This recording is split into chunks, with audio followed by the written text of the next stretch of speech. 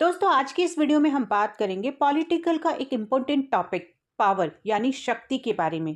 तो आज की इस वीडियो में हम देखेंगे कि शक्ति की अवधारणा क्या है, राजनीतिक विज्ञान में इसकी क्या भूमिका है, शक्ति और राजनीतिक विज्ञान में इसका क्या संबंध है, और इसके साथ साथ ये भी जानेंगे कि शक्ति का क्या अर्थ है, इसके लिए क्या क्या परिभाषाएं दी गई है और इसके स्रोत और सीमाओं के बारे में जानेंगे। तो शक्ति की जो अवधारणा है ये सबसे पहले जर्मन के विद्वान नीत्शे और स्टिट्ज के द्वारा प्रस्तुत की गई थी।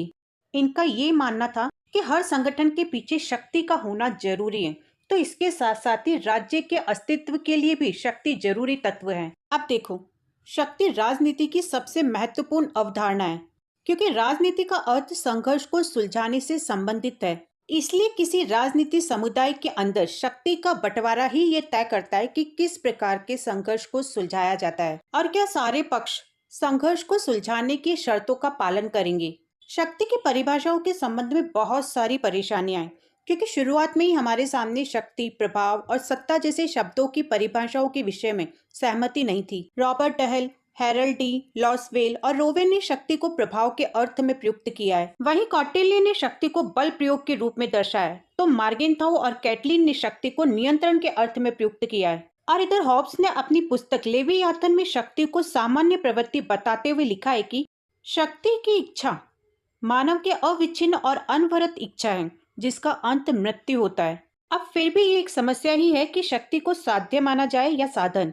अब क्योंकि किसी राष्ट्र की शक्ति को कैसे मापा जा सकता है, इसके लिए राजनीतिक शक्ति का स्वरूप देखना जरूरी है। राजनीति में हम जिस शक्ति की चर्चा कर रहे हैं वो राजनीतिक शक्ति है, और राजनीतिक शक्ति से मतलब ये है कि दूसरे मनुष्य के कार्यों और मस्तिष्क पर नियंत्रण करना। राजनीतिक शक्ति शारीरिक शक्ति से थोड़ी सी अलग है क्योंकि क्या होता है कि जब हिंसा वास्तविकता का रूप धारण कर लेती है तब वो सैनिक शक्ति के पक्ष में राजनीतिक शक्ति के पद को त्याग कर घातक रूप ले लेती हैं। तो शक्ति के संबंध में अलग अलग विद्वानों ने अलग अलग परिभाषाएं दी हैं। जैसे सबसे पहले मैकाइवर के अनुसार शक्ति व्यक्तियों व्यवहार को नियंत्रित करने और विनियमित करने और निर्देशित करने की क्षमता है। तो मार्गेनथाउ के अनुसार शक्ति को कार्यान्वित करने वालों और उनके बीच जिन पर उन्हें कार्यान्वित किया जा रहा है एक मनोवैज्ञानिक संबंध है जो पहली श्रेणी में आने वालों को दूसरी श्रेणी में आने वालों के कुछ कार्यों को उनके मस्तिष्क पर प्रभाव डालकर नियंत्रित करने की क्षमता प्रदान करती है। दोस्तों, राजनीति शास्त्र में जॉर्ज कैटलिन वो पहला व्यक्ति था जिसने एक ऐसे व्यवस्थित सिद्धांत या संकल्पनात्मक संरचना का विकास किया जिसमें शक्ति को केंद्रीय स्थान पर रखा गया था। कैटलिन ने राजनीतिक के संबंध में मैक्स वेबर की उस परिभाषा को स्वीकार किया जिसमें उसे शक्ति के लिए संघर्ष या उन लोगों को जो सत्ता में है प्रभावित करने की प्रक्रिया बताया गया, क्योंकि उनकी नजर में राजनीति शास्त्र का जो क्षेत्र है वो सामाजिक नियंत्रणों के अध्ययन या फिर सीधे और स्पष्ट रूप में कहा जाए तो मानवीय यहाँ तक कि पार्श्विक इच्छाओं के भी संबंधों को नियंत्रित करने का क्षेत्र है। तब कैटलिन ने इस बात पर जोर दिया कि नियंत्रण की जो प्रत्येक प्रक्रिया है वो राजनीतिक विज्ञान का एक घटक है।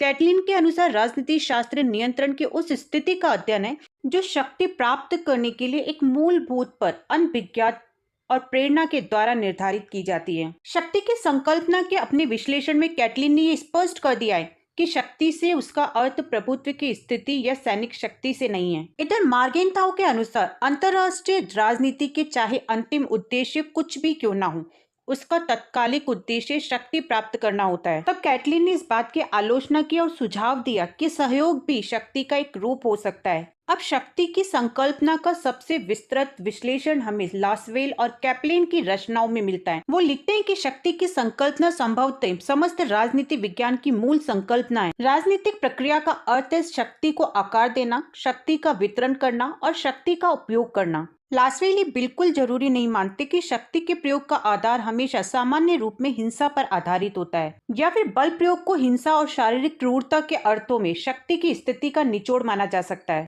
क्योंकि उनके अनुसार शक्ति का आधार विश्वास, निष्ठा, आदत और निष्क्रियता भी उतने ही हो सकती है जितना हितों की खोज करना। उनका ये कहना है कि ये जरूरी नहीं है कि जब भी कभी नियंत्रण लगाया जाए तो उसका रूप हिंसा ही हो। उनके अनुसार शक्ति का तो केवल एक ही अर्थ है और वो ये है कि दूसरों की नीतियों पर प्रभावशाली नियंत्रण रखा ना जा सके, क्योंकि इस नियंत्रण को प्रभावशाली बनाने के जो साधन है वो बहुत सारे और अलग अलग तरीके के हो सकते हैं। अब देखो, राजनीतिक शक्ति के संबंध में तीन बातें कही जा सकती है। पहली, राजनीतिक शक्ति को धारण करने वालों में उच्च अधीनस्थ संबंध प्रकट होना स्वाभाविक है। दूसरी, राजनीतिक शक्ति का जो प्रयोग है वह अंततः सामान्य जनता पर होता है और उसे सत्ता का प्रयोग करने वाले की बात माननी पड़ती है। और तीसरी की राजनीतिक शक्ति मनोवैज्ञानिक संबंध प्रकट करती है, न कि शारीरिक या भौतिक संबंध। इसलिए मार्गेंथाउ के अनुसार शक्ति का प्रयोग करने वाले या फिर जिनके विरुद्ध शक्ति प्रयुक्त होती है, इन दो राष्ट्रों के बीच का मनोवैज्ञानिक संबंध ही राजनीतिक शक्ति है।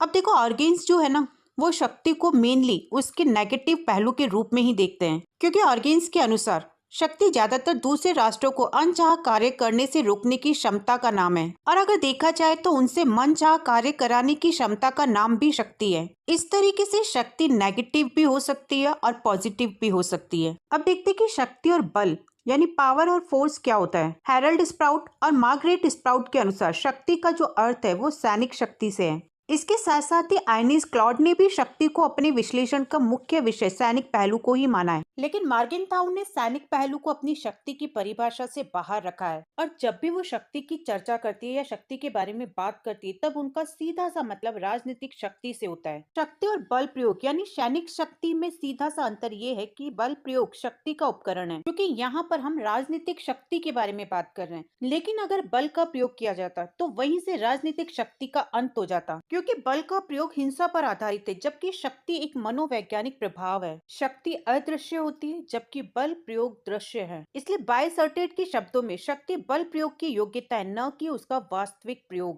तो देखो, राजनीतिक क्रियाओं के बहुत सारे तरीके हैं जिनके द्वारा कर्ता यानी करने वाला दूसरों को प्रभावित कर सकता है। इनमें तीन तरीके मेन हैं। पहला है बल यानी फोर्स, दूसरा है डोमिनेशन यानी प्रभुत्व, और तीसरा है क्रिया कौशल यानी मैनिपुलेशन। अब देखो, बल में भौतिक गतिविधि दिखाई देने वाली भौतिक शक्तियों का प्रयोग होता है। बल और प्रभुत्व दोनों साथ साथ रहते हैं, क्योंकि प्रभुत्व को प्रभावशाली बनाने के लिए बल का ही प्रयोग किया जाता है। मतलब ये कि शक्ति एक बहुत बड़ी संकल्पना है जिसमें शक्ति के रूप में बल उसी प्रकार रहता है जिस प्रकार बादल में बिजली रहती है। अब देखो, शक्ति और प्रभाव, अगर शक्ति से बल प्रयोग, दंड और हिंसा को अलग कर दिया जाए तो फिर वो प्रभाव बन जाती है। कार्ल जे फेड्रिक के अनुसार प्रभाव गुप्त शक्ति है। ये न्यूनाधिक मात्रा में शक्ति का अदृश्य रूप है, मतलब कभी कम या फिर कभी ज्यादा मात्रा में न दिखाई देने वाला रूप होता है। अब रॉबर्ट डहल के अनुसार प्रभाव व्यक्तियों, समूह, समुदायों, संगठनों, राज्यों में संबंध है। अगर विशिष्ट शब्दावली का प्रयोग किया जाए तो प्रभावकर्ताओं में संबंध है, जिसमें एक कर्ता दूसरे कर्ताओं को किसी ढंग से कार्य करने के लिए प्रेरित करता है जिसे वह नहीं करेंगे। मतलब ये कि शक्ति एक ऐसी एबिलिटी है जिसकी होने की वजह से आप दूसरों से वो काम करवाते हैं जो वो नहीं करना चाहते, लेकिन फिर भी करते हैं क्योंकि आप चाहते हैं। ये तो था शक्ति का अर्थ और शक्ति को लेकर अलग अलग विद्वानों द्वारा दी गई परिभाषाएं। तो इस वीडियो में इतना ही। अब नेक्स्ट वीडियो में हम जानेंगे शक्ति की प्रकृति, शक्ति के प्रकार, शक्ति के स्रोत और शक्ति के गुण और दोषों के बारे में।